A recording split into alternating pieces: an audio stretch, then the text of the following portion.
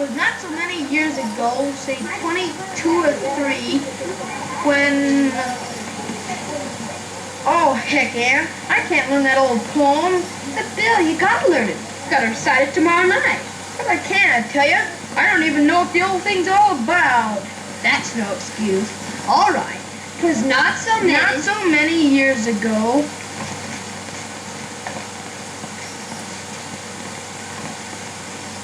You're not gonna shoot it, are you? Why not? No! No! 'Twas not so many years ago, say 22 or 3, when zero... Yeah, but you're not gonna shoot him, are you?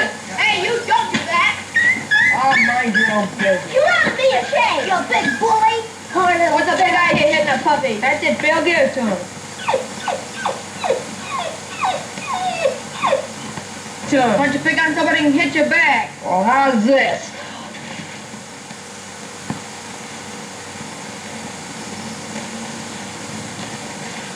Or did you ever learn to fight? Come on, come on, come on! Poor fella, he'll be all right.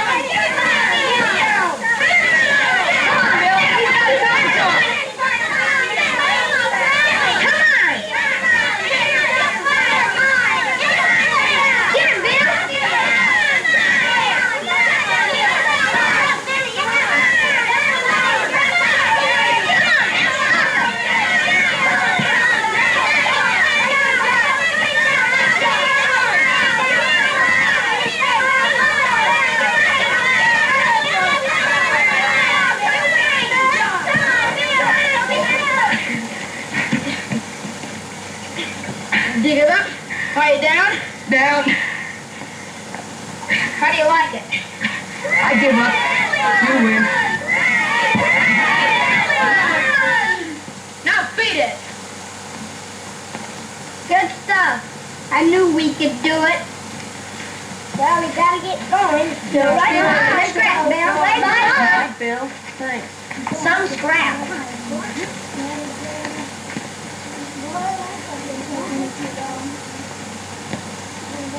Oh, Bill, you hurt yourself. Oh, it ain't nothing. It's just a little bump. Hey there. Gee, I wish I had a dog. Run along, fella. Go ahead. He won't bother you anymore. Hey, it's getting late. I gotta get to the store. I'll go along and help you with your poem while you're working. Come on. You try it now.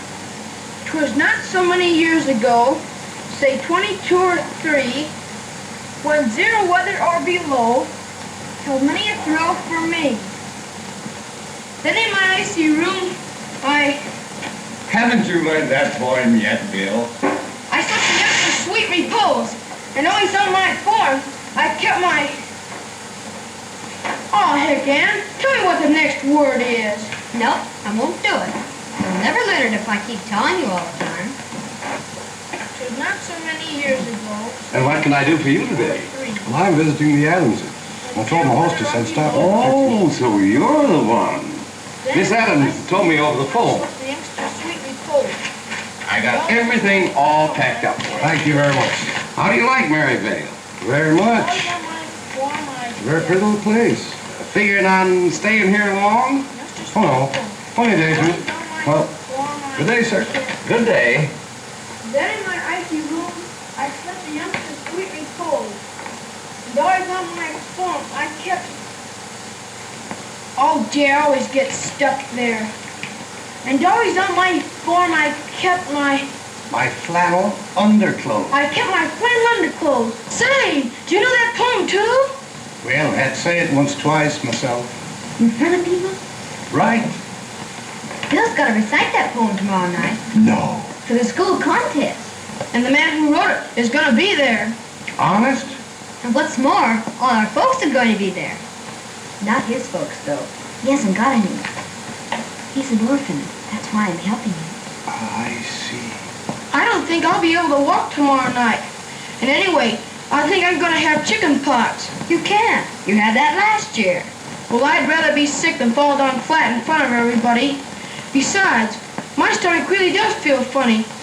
I think I am sick. I know all the symptoms and had them myself. You'll be all right tomorrow. Oh, I hate poetry anyway. What good's the old stuff? Well, you gotta speak it. That's all there is to it. Well, I'll tell you. This public speaking business is mighty tiresome. Suppose we just knock off for rest and refreshment. I'll tell you all about it. How about some pizza? Sure, yeah. Huh? Want some? Sure. All right. Thanks. You too. Thanks. You know, Bill, the reason you're having trouble with this thing is because you never saw and you can't picture the thing the verse tells about. I'll say I never did. Nobody ever did. And what a name for a poem, When Father Shook the Stove. As if anybody ever saw anybody shake a stove. And wouldn't it burn their hands awful? Oh, no, they had shakers in those days. Besides, as I remember it, the stove wasn't very hot early in the mornings anyhow. See, it wasn't a kitchen stove. It wasn't a radiator such as we have now. It was, it was shaped something like this. See?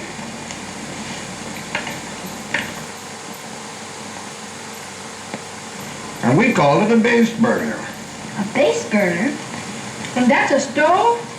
I never saw one like that before. No, probably you never did. But I bet your father and mother did when they were your age. Yes, and perhaps the one they saw was just like the one that we had when I was a boy. Pretty cold in those mornings. No, it was good to be sound asleep in that big feather bed that we had. Then I was roused by sudden shock, though still to sleep I strove. I knew that it was 7 o'clock when Father shook the stove. And now that he has gone to rest in God's great slumber grove, I often think those days worked best when Father shook the stove. When Father shook the stove. I think maybe I know how you feel about that base burner. I can almost see it, too. I hope Bill can do it as good tomorrow night. Oh, he'll be all right. Well, I've got to be getting back, Mrs. Adams. It's awful nice of you to give us the peanuts and show Bill what the poem is. I wish you were going to be there tomorrow night. It would kind of help somehow. Well, lots of luck to you, Bill. Lots of luck. Goodbye, children. So long. So long. Bye. And always on my farm I kept my flannel underclothes.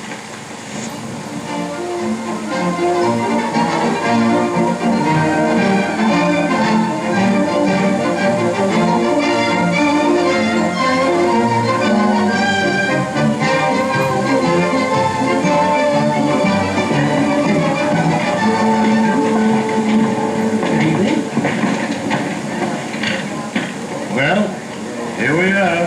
I hope you have a good time. How do you, young man? How are you? Hello, little girl. How are you? How are you? Oh, good evening. Has he come yet? Is he here? Not yet, but I expect him any moment. Oh. Oh, Leona, how do you do? She's looking well. Hello, Anne. Hello.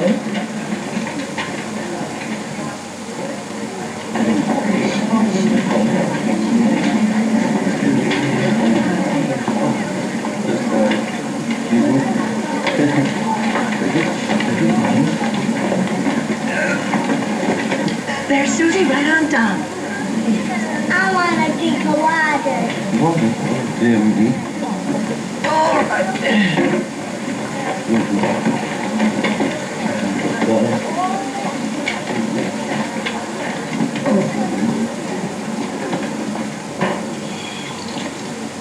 Okay. How are you?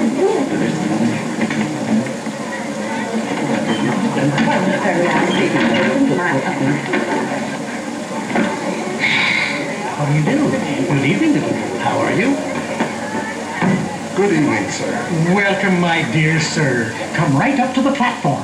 Oh, thank you. I'd much prefer to sit among the audience. Besides, if you don't mind, I have a special reason. Well, I know what... Oh, thank you. Thank you so much. Could you take care of this basket? Well, yes, come right on. We'll go right up there now.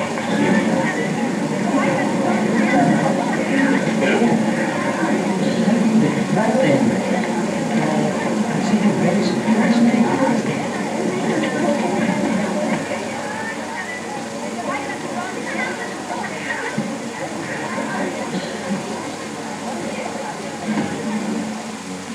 My friends of Maryvale School, parents, teachers, and pupils, we are gathered here tonight not only to hear this benefit contest for the best rendition of one of these selected poems by a celebrated poet, but to do honor to him as he has honored us by consenting to award this prize.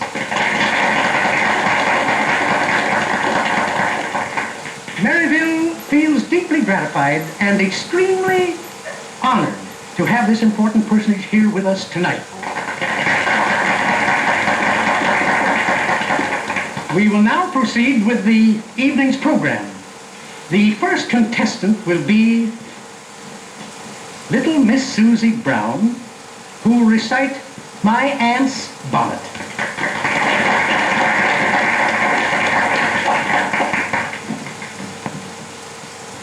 Why, my aunt's old hat caused more dismay than 1,000 suns could shine away. She wore it high through a top-knot pin, a perfect kite for a heavy wind. And I can't relate the endless tricks that were played by fate. There are folks today who had not been born, and my aunt stayed home on that Sunday morn.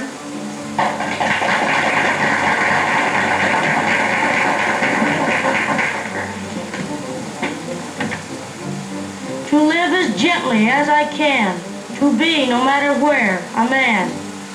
To take what comes of good or ill, and cling to faith and honor still.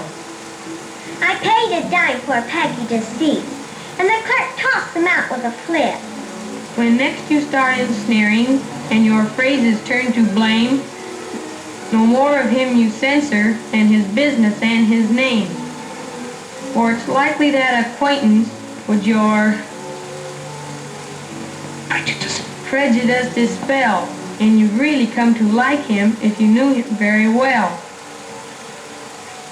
When you get to know a fellow and you understand his ways, then his faults won't really matter, or you'll find a lot to praise.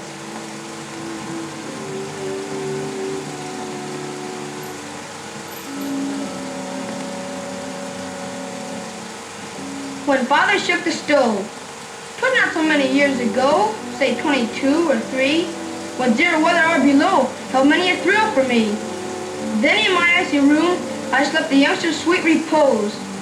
And always on my form, I kept my flannel underclothes.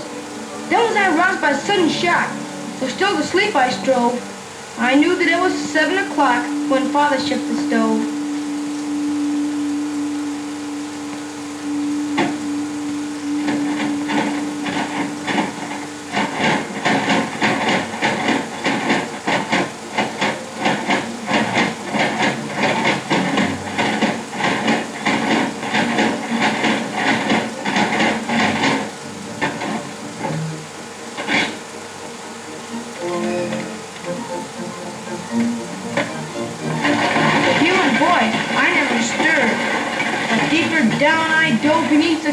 When I heard my father shake the stove.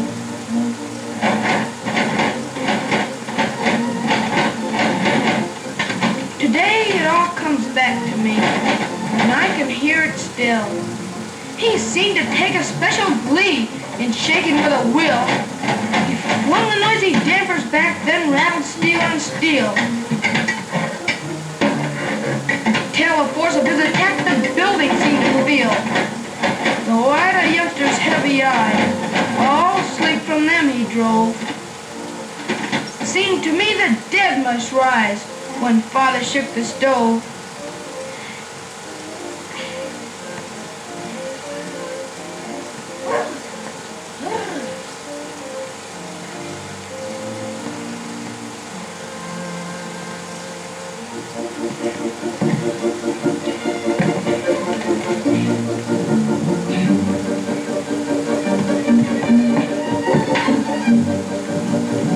Now radiators stump and pound, and every room is warm.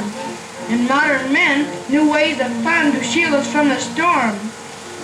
The window panes are seldom glossed the way they used to be. The pictures left by old Jack Frost our children never see.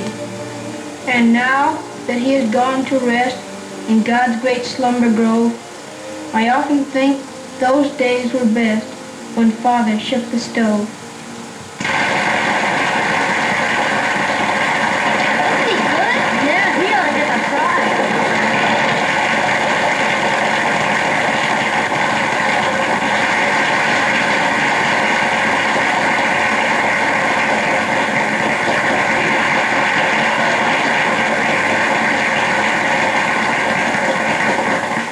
I now take great pleasure in presenting to you the guest of the evening, guest of honor in name as well as in fact, America's best beloved poet, Mr. Edgar Guest.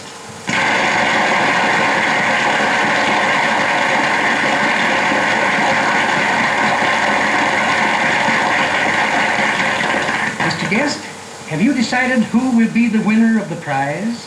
Well, ladies and gentlemen, judging by the applause you just given to Bill Perkins, I should say you yourselves had already decided the winner of this prize. And now, before the awarding of the prize, Mr. Guest will read us his famous poem entitled Home.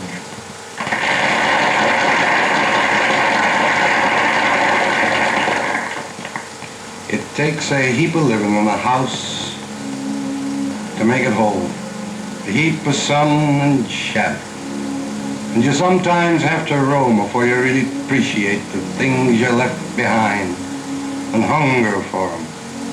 Somehow with them always on your mind. Home ain't a place that gold can buy or get up in a minute. Before it's home, there's got to be a heap of living in it. Within the walls, there's got to be some babies born. And then right there, you got to bring them up to women good and men. And gradually, as time goes on, you find you wouldn't part with anything they ever used. They've grown into your heart, the old high chair, their playthings too, the little shoes they wore, you hoard. And if you could, you'd keep their thumb marks on the door. You gotta weep to make it whole. You got to sit and sigh and watch beside a loved one's bed and know that death is nigh.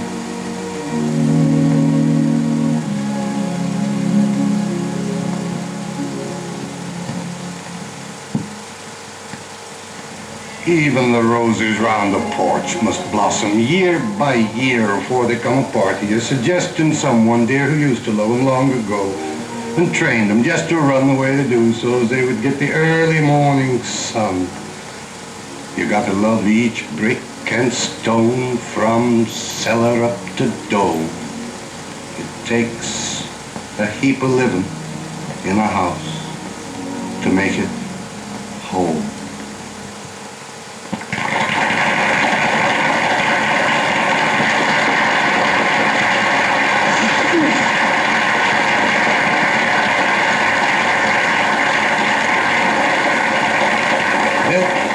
Come on here. As a reward for your oratory, I believe you're to get a book of mine. But Bill, the real prize is here. I was going to give it to you for consolation, but I'm glad it isn't.